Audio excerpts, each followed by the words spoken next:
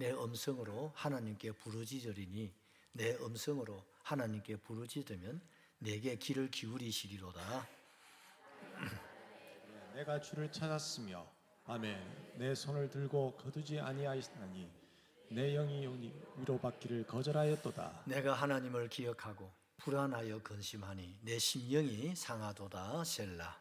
주께서 내가 눈을 붙이지 못하게 하시니 내가 괴로워 말할 수 없나이다. 내가 옛날 곧 지나간 세월을 생각하여 사오며 밤에 부를 노래를 내가 기억하여 내 심령으로 내가 내 마음으로 간구하기를 주께서 영원히 버리실까 다시는 은혜를 베풀지 아니하실까.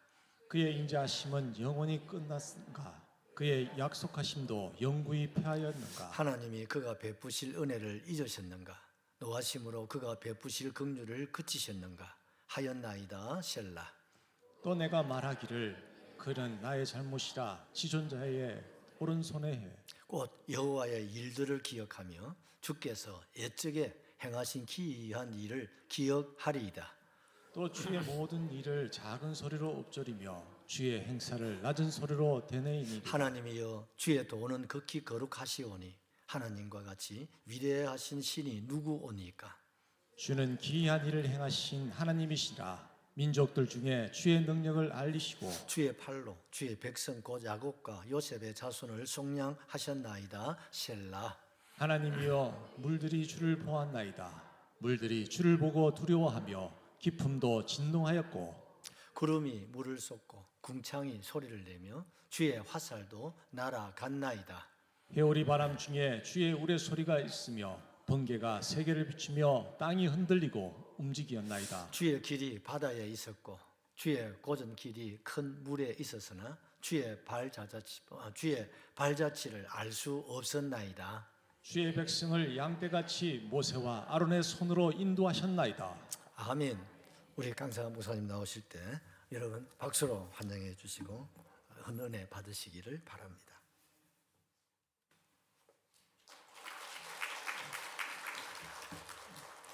네, 그동안 잘 지내셨습니까? 제 기억으로는 2024년 12월 대림절 둘째 주일 때 그때 말씀을 함께 나눴는데 그러고 난 다음에 거의 2년 만에 이렇게 뵙게 된 것 같습니다. 늘 하나님의 은혜 속에서 평안하시고 건강하시기를 간절히 기원합니다. 오늘 시편 77편 말씀을 저희가 같이 교독하셨는데요. 읽다가 보니까 셀라라는 말이 나왔습니다. 그게 어디에 나왔냐면 3절에도 나오고 9절에도 나오고 그리고 15절에도 나왔는데 이 셀라라는 말이 원래는 큰 뜻은 없습니다. 큰 뜻은 없는데 앞에 있는 이야기와 뒤에 있는 이야기를 나눠주는 역할을 합니다. 예를 들면 우리 판소리 중에서 그때 흥부가 얼쑤 하고 난 다음에 또 다른 이야기를 할 때에 그 얼쑤에 해당되는 말이 이 셀라라고 보시면 됩니다. 그러면 이 셀라의 앞에 있는 이야기와 셀라에 있는 뒤에 있는 이야기가 구분이 된다. 앞에 있는 이야기와 뒤에 있는 이야기는 분명히 조금 뭔가 다르다라는 게 있습니다. 그렇다면 오늘 본문은 크게 셀라라는 것을 구분을 하면 크게 네 부분으로 나눌 수 있습니다. 그렇다면 이 네 부분이 어떻게 다르게 연결되어 있는가, 그것을 같이 기도하고 나누도록 하겠습니다. 사랑의 하나님 감사드립니다. 하나님 오늘도 저희들이 주의 말씀을 듣고자 이 자리에 모였습니다. 하나님 주의 말씀을 부족한 자가 전할 때에 부족한 자의 모습은 가려주시고 오로지 하나님 말씀만이 드러나게끔 도와주옵소서. 그러기 위해 우리가 하나님 말씀을 잘 들을 수 있도록 들을 수 있는 길을 허락하여 주시고 또한 이 말씀을 붙들고 살아갈 수 있는 믿음도 아울러 허락하여 주옵소서. 이 모든 말씀 예수님 이름으로 기도합니다. 아멘. 오늘 말씀은 조금 길지만 저희가 한 절씩 같이 살펴보면서 이게 어떤 내용이 어떻게 있는지 같이 한번 살펴보겠습니다. 먼저 우리 1절 말씀 같이 한번 읽어보겠습니다. 시작. 내가 내 음성으로 하나님께 부르짖으리니 내 음성으로 하나님께 부르짖으면 내게 귀를 기울이시리로다. 아멘.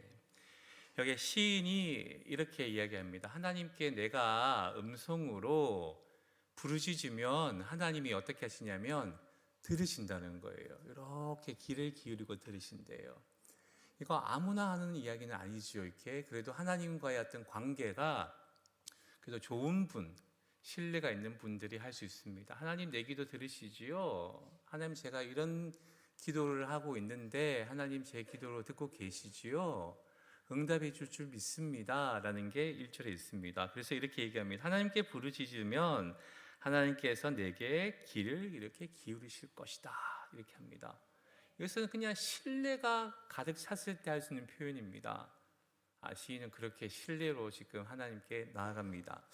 그렇다면 어떤 기도의 제목으로 기도를 할까요? 그게 2절에 나와 있습니다. 우리 2절 같이 읽어볼게요. 시작. 나의 환난 날에 내가 주를 찾았으며 밤에는 내 손을 들고 거두지 아니하였나니 내 영혼이 위로받기를 거역하였도다. 아멘. 나의 환난 날에, 이 환난 날이라는 것은 자기가 지금 되게 힘든 모양입니다. 육체적으로도 되게 힘들고 마음도 되게 힘들고 가정도 우환이 있고 그리고 회사도 그렇게 녹록지 않고 장사를 해도 장사가 잘 안 돼요. 우리 코로나 한번 생각해 보실래요? 그때 저희가 사는 게 아니었잖아요. 이렇게 내가 언제 어떻게 될지 몰라서 마스크 쓰고 장사하신 분들은 손님이 없고 옆에 누가 앉으면 겁이 덜컥 나고 사는 것 같지 않습니다. 근데 오늘 지금 시인이 그렇게 말합니다. 나의 환난 날에 나는 주님을 찾고 있습니다. 주님 그러면 하나님이 이렇게 듣고 계신다는 거예요. 그렇게 나는 하나님을 찾습니다. 근데 이 사람이 되게 힘들어서 밤에도 기도를 했대요. 밤에도 이렇게 손을 들고 기도를 했답니다. 밤에는 내 손을 들고 거두지 않았다는 것은 손을 안 내렸다는 이야기입니다. 주야 주야 이렇게 기도를 했다는 거예요. 그러니까 옆에 있는 사람이 이제 좀 자자. 그만하면 하나님도 들으신 것 같아. 시끄러워 비켜. 또 주여 주여 이렇게 합니다. 이렇게 지금 기도를 하면 하나님이 들으시겠지 하는 게 1절과 2절입니다. 그럼 3절에는 어떤 이야기가 나올지 한번 같이 읽어보겠습니다. 시작. 내가 하나님을 기억하고 불안하여 근심하니 내 심령이 상하도다. 내가 하나님을 기억을 했어요. 하나님이 지금 주면 내 기도 들으시겠지. 그런데 나아지는 게 없어요. 아픈 몸이 안 낫습니다. 지금 생활고가 여전하고요. 장사가 여전히 안 되고요.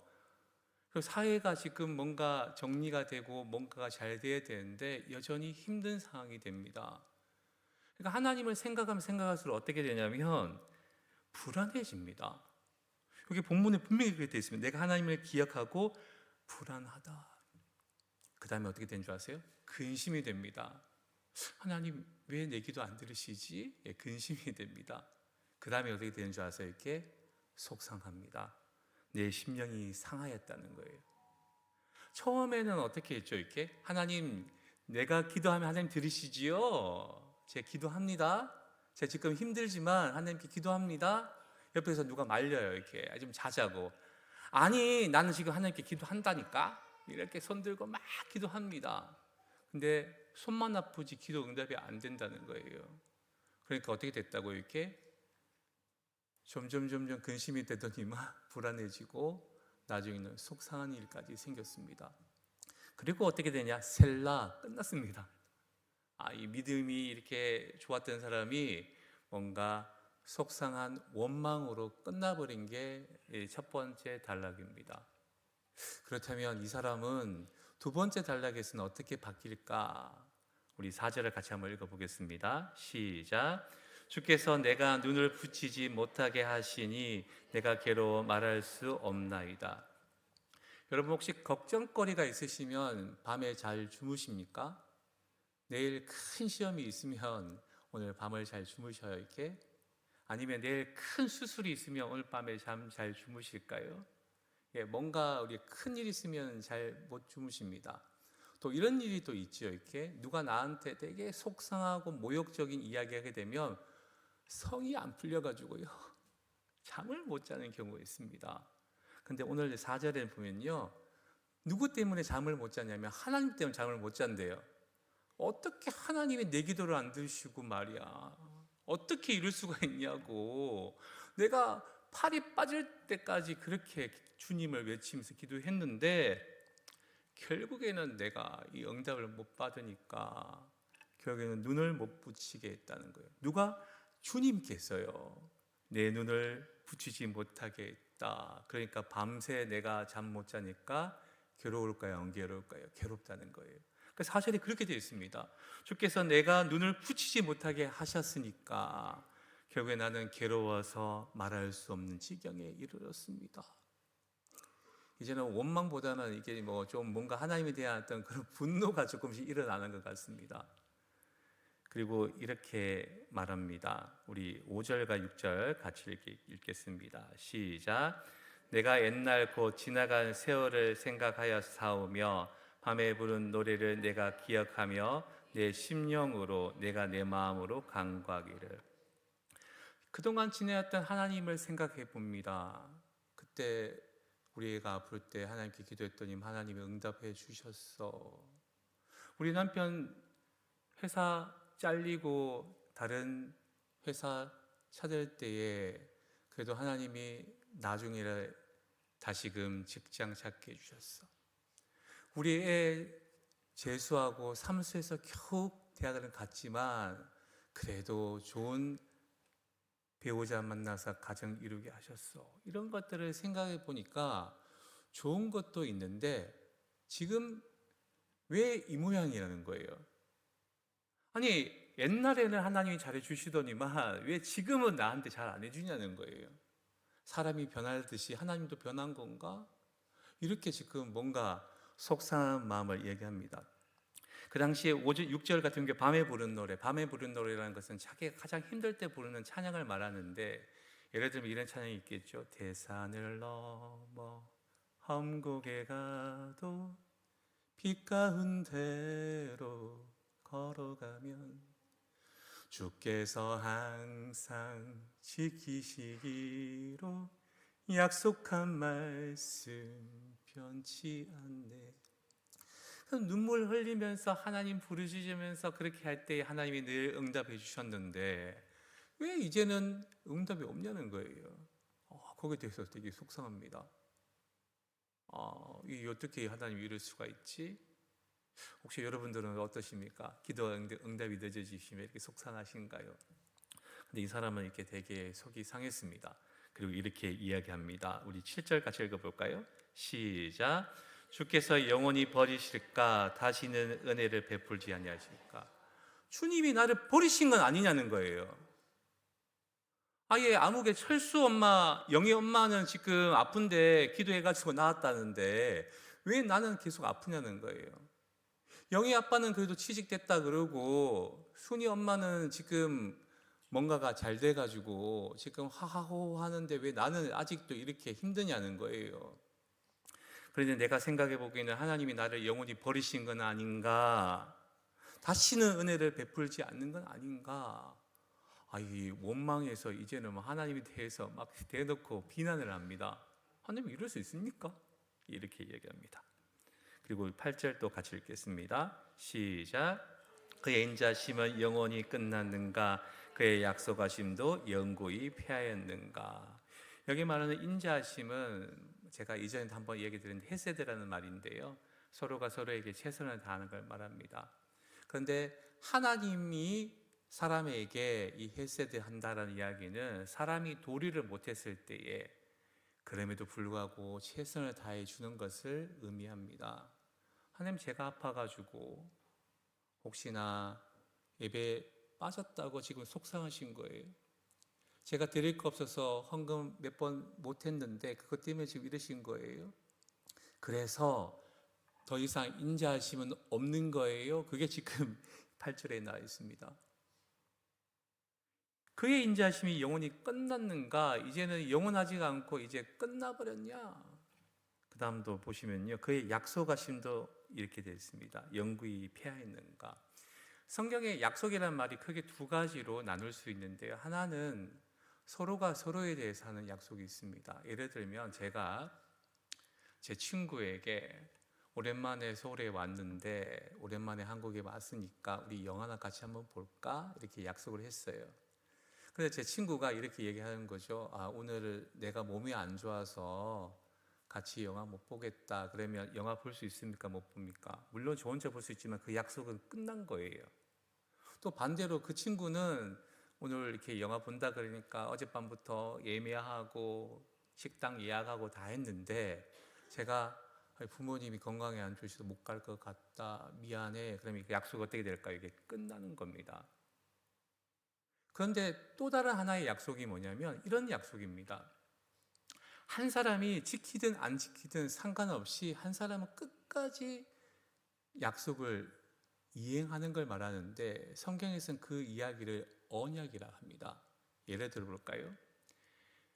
여러분들에게는 다 자녀들이 있고 손자들이 있으신데 이 손자가 잘하고 자녀가 잘하면 참 좋죠. 그래서 이렇게 얘기하면 내가 널 위해서 기도할게. 아빠가 엄마가 너 위해서 계속 기도할게. 잘 되기를 기도할게. 예, 근데 잘 못하면요. 아이 저놈의 새끼. 그래서 이렇게 기도 안 하십니까? 그래도 하시잖아요. 그래도 내 자녀가 더 잘 되기를, 내 손자들이 더 잘 되기를 기도하시잖아요. 잘 해서 하는 것이 아니고 잘 못해도 하시는 것을 언약이라 합니다. 이스라엘 백성들이 성경에 보면요, 하나님 말씀대로 잘 안 살아요. 이렇게. 그럼 하나님이 야 너하고 나하고는 끝났어.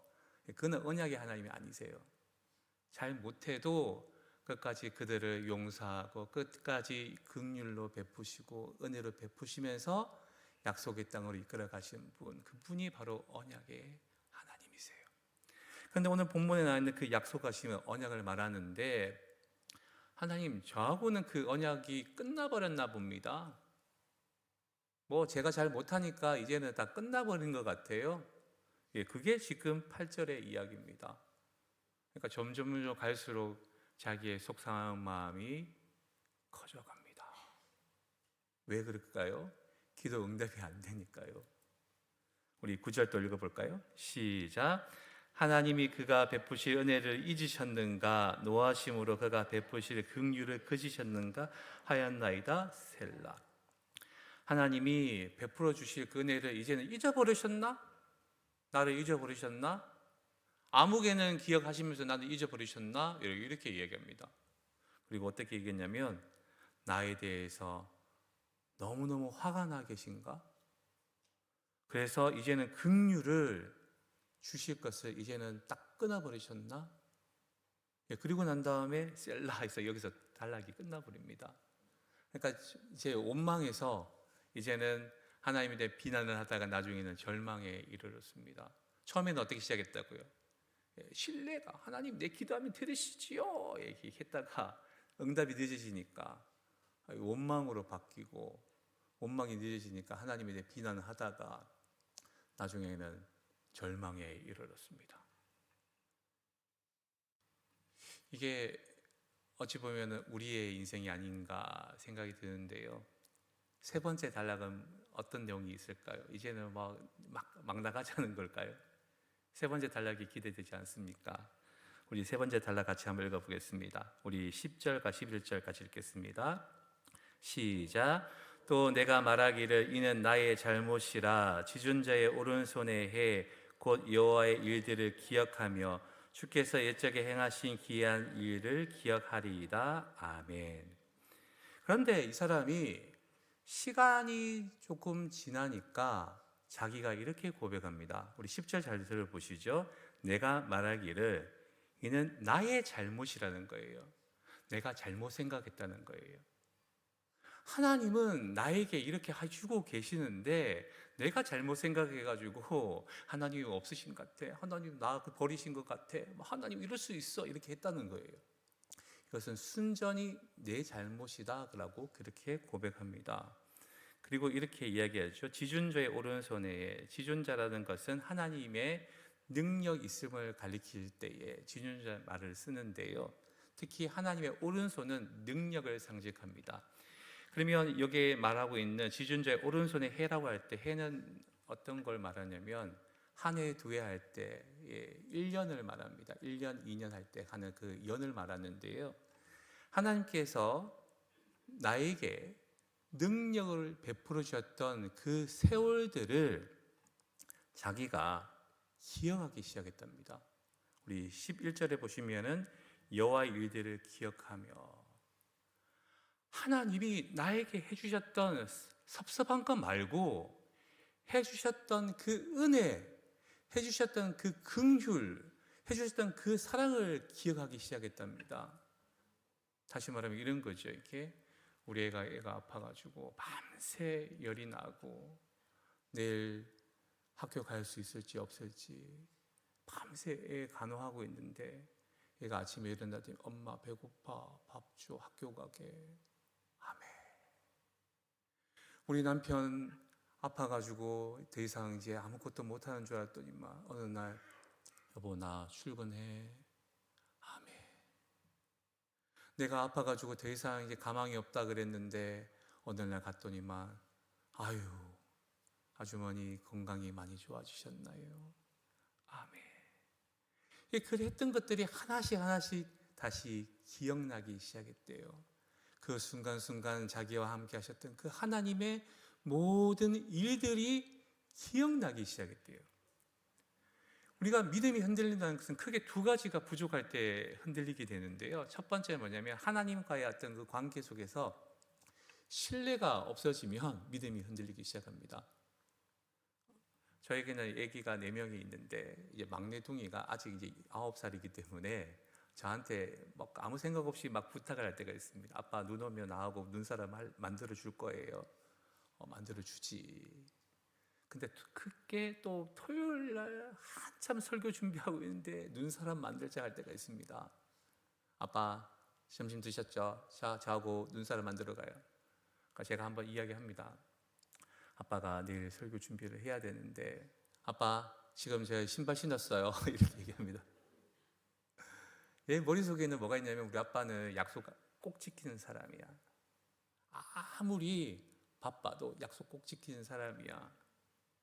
그날 안 들어주면요 이 아이가 저하고 관계가 깨지겠죠. 근데 그 신뢰가 깨지게 되면 하나님에 대한 믿음이 흔들립니다. 근데 오늘 이 사람이 신뢰가 깨졌잖아요. 이렇게 조금 늦어지니까 막 그때부터 불안해하고 근심이 되고 나중에는 원망하게 되는 일이 생기잖아요. 하나님이 언젠가는 내 기도 들으시지. 그 멋진 하나님이 내 기도 들으시지. 라는 게 있으면 믿음은 안 흔들립니다. 근데 자꾸 늦어져. 그때부터 믿음이 막 흔들리기 시작한다니까요. 그리고 또 다른 사람은 막 응답을 받고 있는데 내가 또 그게 늦어져. 그러면 되게 또 속상합니다. 왜 나는 또 이렇게 될까? 이렇게 됩니다. 신뢰가 흔들릴 때 됩니다. 두 번째는 뭐가 부족하게 됐냐면 그동안 하나님이 나와 함께 하셨던 그 모든 순간들을 잊어버릴 때 그렇습니다. 이스라엘 백성들이요 기가 막힌 그런 기적들을 많이 만나잖아요.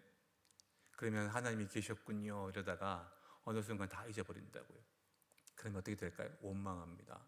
왜 우리를 이렇게 광야에 끌고 와가지고 우리를 죽게 만드냐. 그래도 하나님이 또 주시면 아유 좋은 하나님. 또 시간이 또 지나가면 또 잊어버립니다. 기억력이 이렇게 없어지게 되면 또 원망합니다. 그러다 하나님이 또 채워주시거든요. 이렇게 좋으신 하나님. 그래도 또 기억력이 가물가물해지면 또 원망합니다. 이 두 가지가 부족해지게 되면요 믿음이 막 흔들려요. 근데 오늘 이 사람은 신뢰도 흔들흔들, 기억력도 흔들흔들, 그러니까 믿음도 흔들흔들. 그런데 지금 이 사람이 뭘 찾았다고요? 기억력을 찾아냈대요. 하나님이 나한테 하셨던 그 모든 것들을 내가 기억해냈어. 이제 기억해냈어. 이렇게 합니다. 그리고 이렇게 고백합니다. 옛적에 행하신 그 기이한 일들은 나는 기억하고 있다. 나한테 하나님이 이렇게 베풀어 주셨어. 이런 놀라운 일들을 베풀어 주셨어. 그것들을 나는 지금 기억해내고 있다. 그러니 믿음이 다시금 성장할까요, 안 할까요? 다시 이렇게 성장합니다.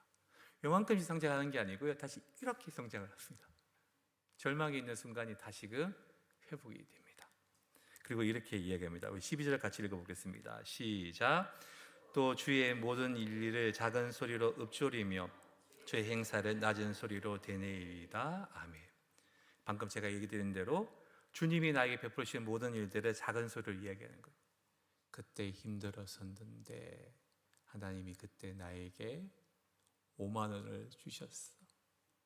내가 그때 배가 고파가지고 걸어가야 됐는데 그때 누가 나에게 차비 줬어.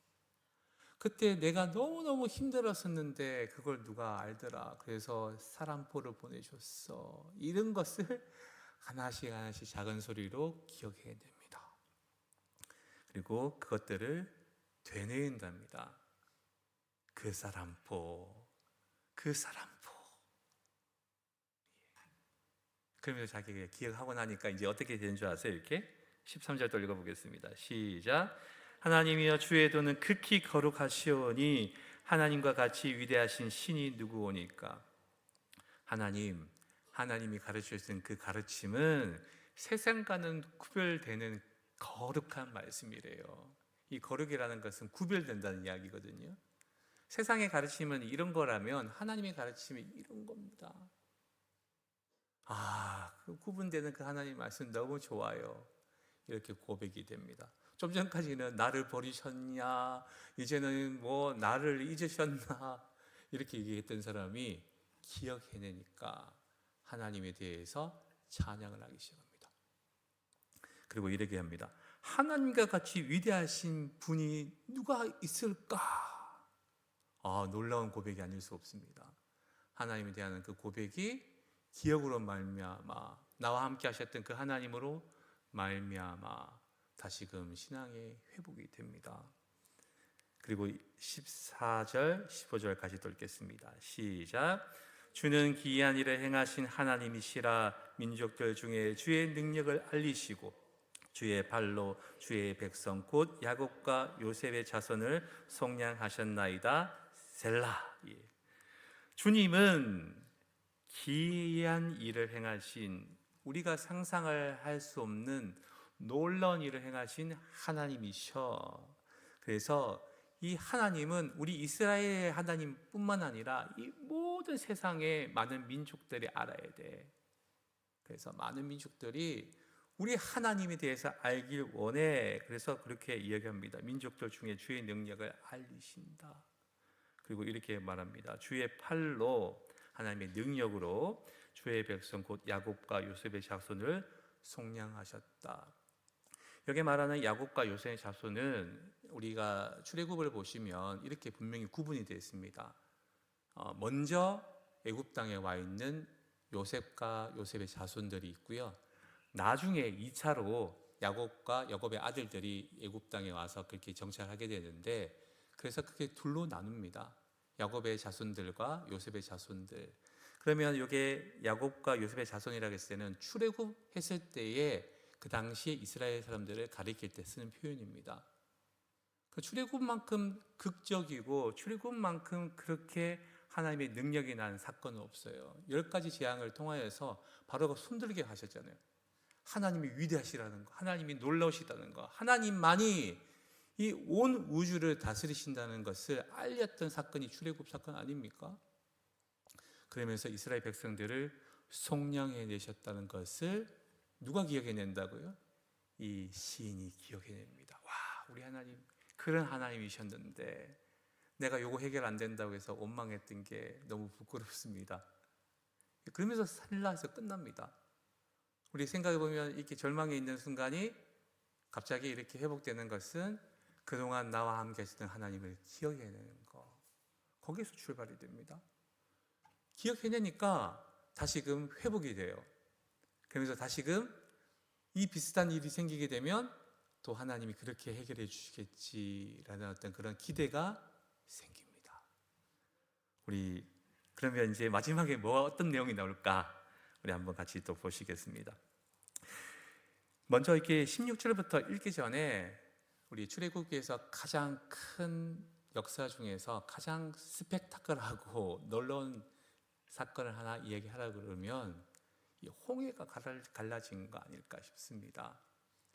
나머지 재앙들은 그냥 모세가 나타나서 이렇게 딱 두드리면 이렇게 비가 되고 메뚜기가 생기고 파리가 생기는 그런 거였지만, 이제 뒤에는 막 흥번지를 일으키면서 애굽의 군사들이 쫓아오고 앞에는 홍해가 가로막혀 있을 때에 우리 뭐 멀리가 안 가시고 동해 바다 앞에 가셔가지고 뒤에서 막 군대를 끌고 이렇게 누가 온다고 한번 생각해 보시죠. 뭐 어떻게 하실 겁니까? 어디로 도망가실 거예요? 그런 상황에서 하나님이 어떻게 하시냐면 바닷길을 확 열어주십니다. 제가 어릴 때 기억을 해보면 십계라는 그런 영화가 있었는데요. 이렇게 모세가 지팡이를 팍 이렇게 바다를 쳤더니만 이렇게 쫙 갈라지는 걸 보고 그때 너무 제가 충격을 받았습니다. 와! 근데 그걸 현장에서 본 사람들은 그것만큼 충격적이고 놀라운 일이 없었을 것 같아요.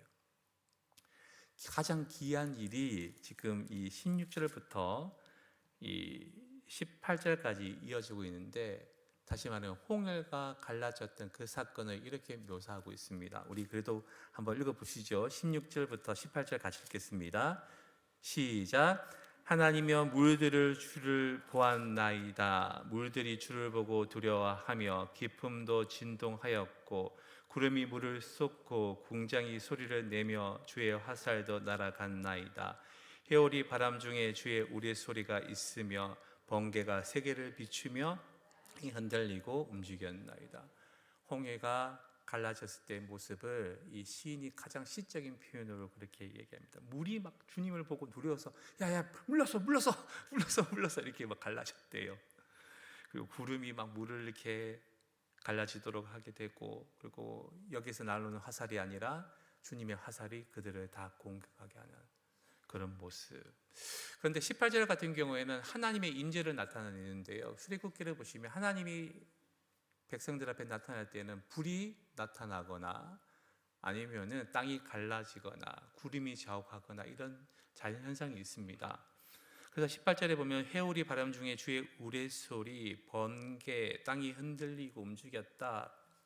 이야기는 주님이 함께 하시고 있다는 그런 자연의 묘사를 의미하고 있습니다. 하나님만이 이렇게 하시고 그냥 뒷짐지고 계신 게 아니라 우리와 함께 하셨던 그 하나님이 바다를 가르시고 우리를 인도하셨어. 그래서 19절 같이 읽겠습니다. 시작. 주의 길이 바다에 있었고 주의 고든 길이 큰 물에 있었으나 주의 발자취를 알 수 없었나이다. 주님의 길이 바다 위에 있습니다. 딱 가르세요. 일로 가라, 지나가라. 근데 그게 또 꾸불꾸불하면 얼마나 힘들까요? 요래 갔다가 저래 갔다가 해야 되잖아요. 근데 그 길은 고든 길이랍니다. 사람들이 손쉽게 갈 수 있는 그 고든 길을 내셨습니다. 그런데 아무리 찾아봐도 주님이 보여주시는 그 발자취는 사람의 눈으로는 할 수가 없어요. 근데 누구는 우리가 볼 수 있을까요? 하나님을 대신해서 같이 갔던 모세와 아론은 있지요. 그게 20절에 나타나 있습니다. 시작. 주의 백성을 양떼같이 모세와 아론의 손으로 인도하셨나이다. 하나님이 이들을 통하여서 우리를 인도하셨지. 그러니 이제는 16절부터 20절은 하나님의 기이한 일에 대해서 찬양하고, 오히려 많은 사람들이 이런 일들이 있었어라는 것을 전하고 있는 모습이 바로 마지막입니다. 우리 한번 다시 생각해 보시죠. 처음에 어떻게 됐다고요? 실례로 시작해서 하나님 제 기도 들으시지요? 예, 기도 응답이 늦어지니까 하나님 내 기도 안 들으시나? 근심이 되고 불안해지고 나중에는 원망이 됩니다. 그리고 잠을 못 자니까 그때부터 불평이 나타나기 시작합니다. 그리고 하나님에 대해서 막 비판하고 하나님에 대한 속상한 마음이 비난으로 이어집니다. 하나님 이럴 수 있어요. 그러다가 나중에 어떻게 될까요? 절망에 빠집니다. 근데 이 절망에 빠졌던 사람이 다시 신앙에 회복하는 것은 지난날 나와 함께 했던 하나님을 기억해내는 일입니다. 기억해내니까 다시 이만큼 올라와요. 그러고 난 다음에 하나님 밖에 없어요. 하나님 제일 좋으시네요. 하나님이 진짜 저를 인도해 주셨네요. 그리고 나중에는 하나님에 대해서 찬양을 합니다. 여러분 혹시 형통이라는 말 들어보셨나요? 형통이라는 말? 예, 형통이라는 말 들으시면 뭔가 잘 된다는 이야기잖아요. 근데 성경에서 말하는 형통은 우리가 생각하는 거랑 조금 차이가 있습니다. 예를 들면 장사를 하면 갑자기 손님이 많아지고 공부를 하면 좋은 학교 가고 그걸 형통이라 하지 않습니다. 성경에서 말하는 형통이라는 건요, 내가 너무너무 큰 어려움이 있을 때에 하나님이 주시는 지혜로 그 어려움을 잘 견뎌내가는 거, 이겨내가는 것을 형통이라고 합니다. 그래서 성경에서는 형통의 대명사는 누가 형통의 대명사냐면 요셉이 그렇습니다. 요셉이 잘 나갔던 그런 사람이 아니에요. 물론 처음에는 잘 나갔는데 나중에 형들이 팔잖아요. 그래서 종살이로 시작합니다. 그걸 보고 우리는 형통이라 하지 않잖아요. 근데 하나님이 저 지금 되게 힘들어요. 그렇지만 제가 이 상황을 원망하지 않고 잘 극복해 볼게요. 그래서 극복해내는 것을 지혜라고 합니다. 그래서 그 지혜로 극복해낸 사람을 형통한 사람이라 한다는 거예요. 그래서 여기 집안에서 잘 이렇게 했잖아요, 이렇게. 근데 또 다시 누명을 쓰고 감옥에 갇히죠. 그러면 어떻게 될까요? 목숨 끊어야죠, 이렇게. 오늘날 같으면 못 살겠다, 이제는. 근데 거기서도 최선을 다해서 살아갑니다. 그래서 성경에서는 이 보디발 집안에서도 형통했다고 되어 있고요, 감옥에서도 형통했다 되어 있습니다. 그런데 이 보디발 집에서 형통했기 때문에 그 당시에 경제를 요셉이 알게 됩니다.